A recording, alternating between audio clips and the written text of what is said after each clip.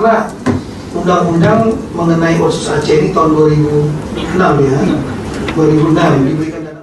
Pemirsa, menindaklanjuti hasil rapat kerja dengan Mendagri Tito Karnavian, pembahasan pelaksanaan urusan pemerintahan, penataan daerah otonom, dan desain besar otonomi daerah, penjabat kepala daerah.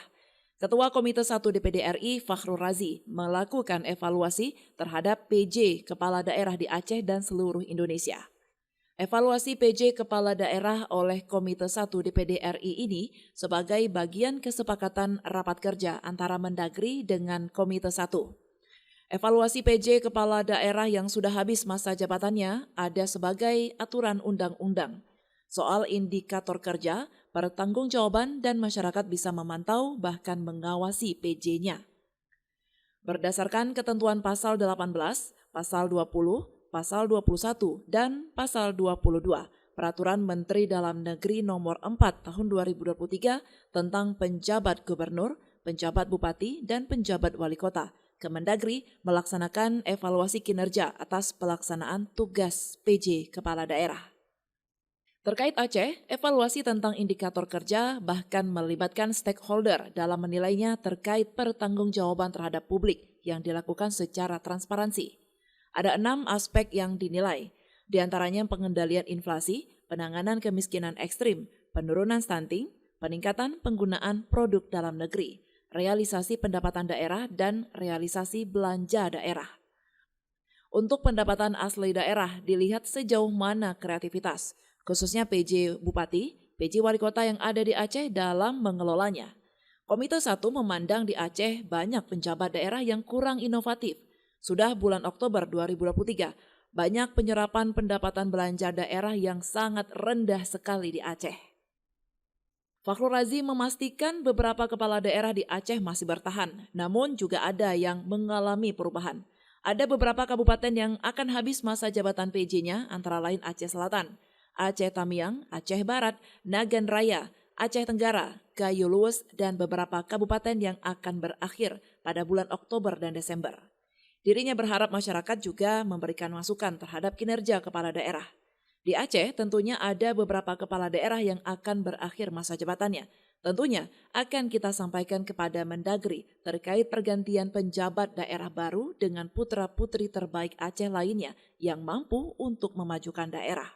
Berdasarkan rapat kerja Komite 1 dengan Kemendagri ya, yang langsung dipimpin oleh Mendagri Tito kemarin pada tanggal 4 September 2023 bahwa kita sepakat untuk melibatkan DPD RI dalam melakukan evaluasi terhadap kinerja PJ Kepala Daerah. Tentunya hal ini kita tindak lanjuti dengan melakukan rapat kerja Komite 1 untuk mengevaluasi pejabat daerah yang ada di seluruh Indonesia. Terkait Aceh misalkan ya, kita juga mengevaluasi beberapa pejabat kepala daerah yang ada di Aceh itu terkait dengan indikator kerjanya seperti apa. Bahkan kita mengevaluasi bagaimana kedekatan mereka dengan masyarakat dan juga melibatkan stakeholders di dalam pengambilan kebijakan. Yang sangat penting adalah pertanggungjawaban publik yang harus dilakukan secara transparansi. Sebenarnya di dalam Permendagri ya nomor 4 tahun 2023 itu ditegaskan evaluasi itu dilakukan setiap 3 bulan sekali.